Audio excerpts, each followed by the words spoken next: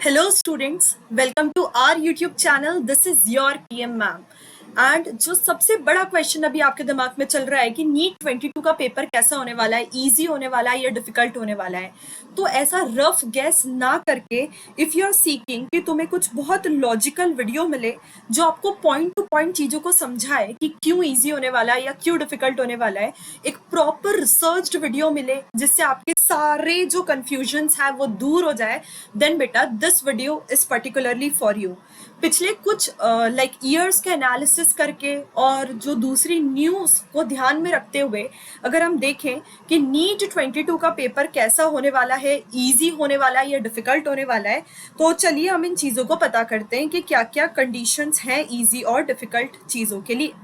तो सबसे पहले तो बेटा आपको पता ही है कि जो मद्रास का हाई कोर्ट है वहाँ पर बात और ऐसे डिस्कशंस चले थे कि जो भी नीट एस्पिरेंट होता है जब भी वो एग्जाम देता है तो एक बिना कोचिंग के क्रैक करना उस एग्जाम को बहुत ज़्यादा डिफिकल्ट है एंड कोचिंग्स में बहुत ज़्यादा फीस होती है।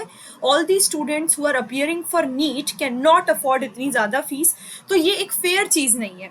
जब से ये वाला डिस्कशन हुआ तब से इंटी ने भी इस चीज़ को बोला एंड ऐसा ऑब्जर्व भी किया गया कि पिछले 2-3 सालों में जो पेपर आ रहा है वो ऑलमोस्ट लाइक मतलब बहुत हद तक एनसीईआरटी बेस्ड ही है।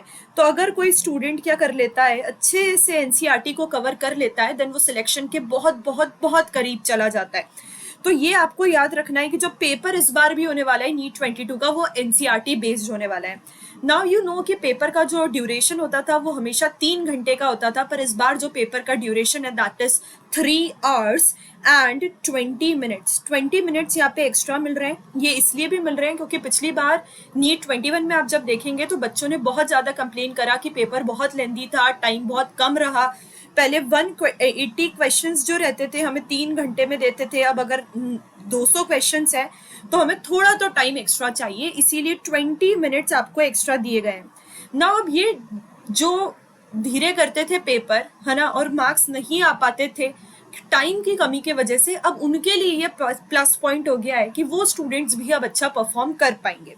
अगर आप जेई मेंस का पेपर देखेंगे तब आपको पता चलेगा कि कितना ज्यादा एनसीईआरटी सेंट्रिक पेपर एनटीए ने बनाया था लास्ट 2-3 सालों का। आप देखते हैं तो नीट 21 का भी पेपर देखा जाए तो जो पेपर का लेवल था, अगर मैं उसके बारे में बात करूं तो it was somewhere between easy to moderate. Although एक लेंदी पेपर था जिसमें डिफिकल्ट कैलकुलेशंस वगैरह थे, लेकिन जो पेपर था वो 100% ही हम समझेंगे कि एनसीईआरटी सेंट्रिक था, एनसीईआरटी या एनसीईआरटी के इर्द गिर्द था।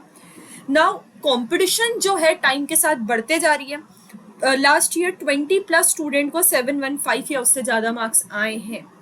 एंड जैसा कि नीट का पैटर्न लास्ट ईयर से चेंज हुआ है कि आपको लाइक कुछ ऑप्शनल क्वेश्चंस मिलते हैं, है ना, कि आपको 50 क्वेश्चंस मिलते हैं और आपको 45 करने होते हैं, तो 5 क्वेश्चंस का आपको बफर मिलता है। इन सभी फैक्टर्स को अगर हम देखें तो इससे हमें समझ में आता है कि जो पेपर रहेगा वो तो रहेगा मॉडरेट ही, इजी टू मॉडरेट के बीच में पेपर रहेगा। इनफैक्ट हम मॉडरेट मानेंगे, इजी नहीं मानेंगे, टफ भी नहीं मानेंगे, पर जो पेपर हम समझ सकते हैं कि वो मॉडरेट रहेगा। लेकिन competition is going to be high, very high. Now why is this so? Time बढ़ा दिया है, उसके बाद एनसीईआरटी सेंट्रिक कर दिया है, क्वेश्चन की चॉइस दे दी है।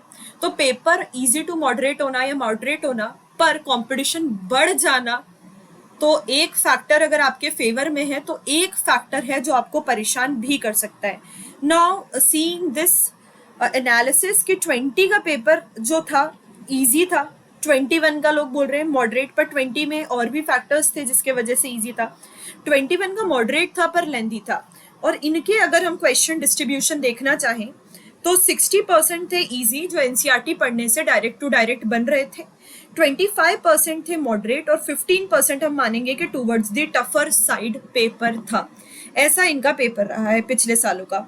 नाउ अब मैंने आपको सोचा है कि कुछ टिप्स दिया जाए जो आपको नीट 22 में एक्सेल करने में हेल्प करे। So these are the some tips from my side कि पेपर अगर मॉडरेट आता है तो आप अपना कैसे जो स्कोर है 650+, 670+ की तरफ पुश कर सकते हैं। तो ये मेरी तरफ से आप लोगों के लिए कुछ बहुत इंपॉर्टेंट टिप्स है कि you should cover each and every line of NCERT. NCERT को जरा अच्छे से कवर करो। बायो में तो line to line, page to page, cover to cover पढ़ो। बात रही केमिस्ट्री की, तो केमिस्ट्री में भी आपको जो ऑर्गेनिक है और इनऑर्गेनिक है उसमें line to line, page to page और कवर टू कवर पढ़ना है, and same goes with inorganic.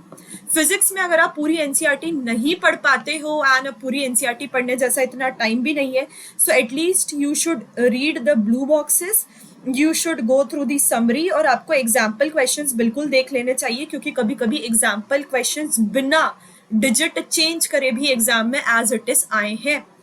अब बात करते हैं टॉपिक्स छोड़ने की, तो I will suggest don't leave the topics. Like पिछली बार की ही बात देख लीजिए, सबको लगा कि कॉकरोच ही एग्जाम में आता है, कॉकरोच से ही क्वेश्चन आएगा, पर अर्थवर्म से 2 क्वेश्चन आ गए जो कि हमारे 8 मार्क्स बनाते हैं।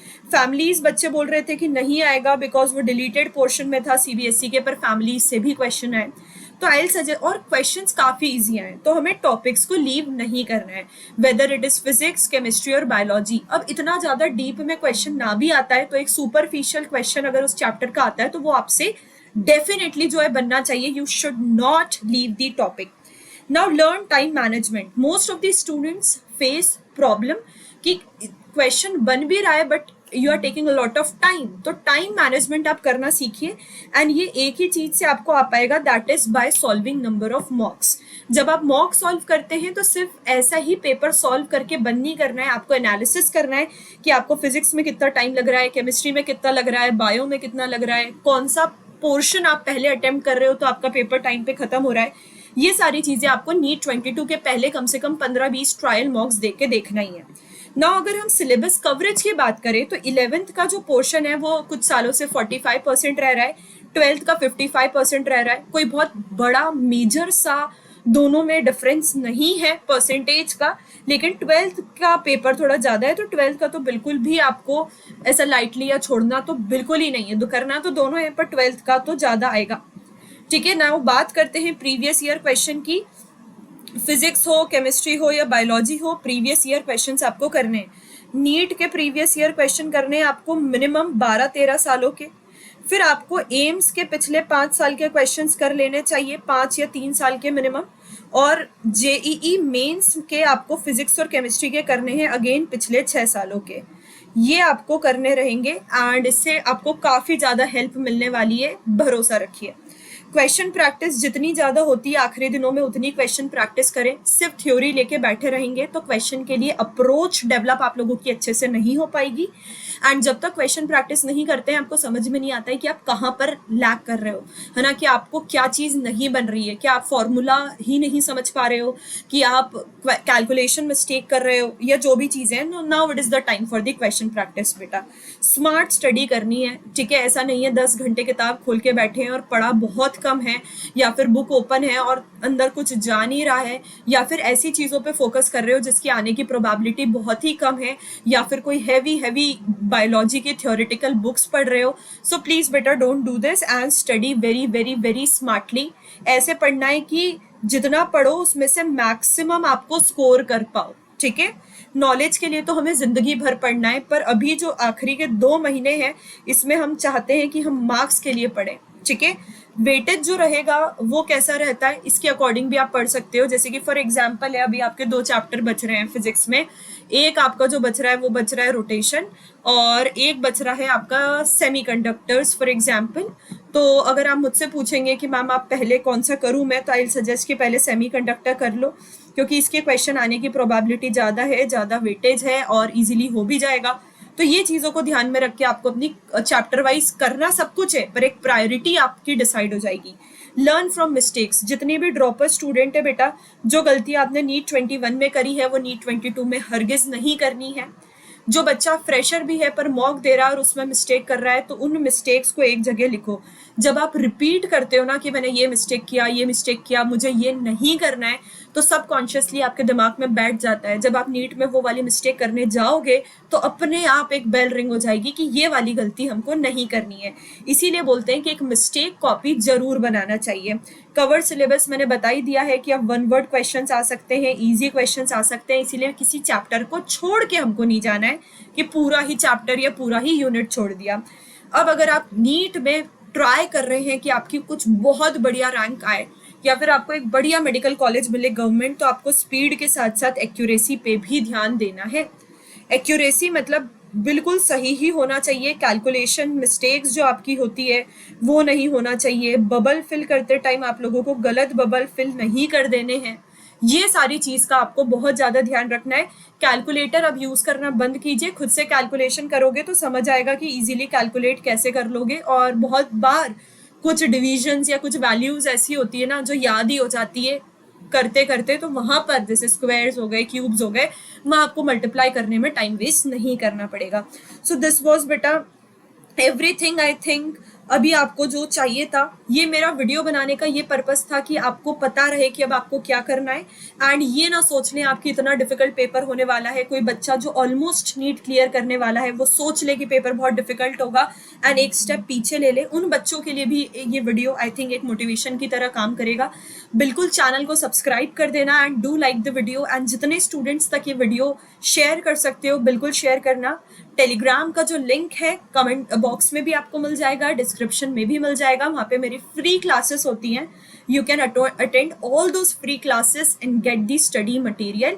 So many videos related to NEET 22 are coming for you, so don't forget to subscribe the channel. Thank you and all the best for your NEET 22 preparation.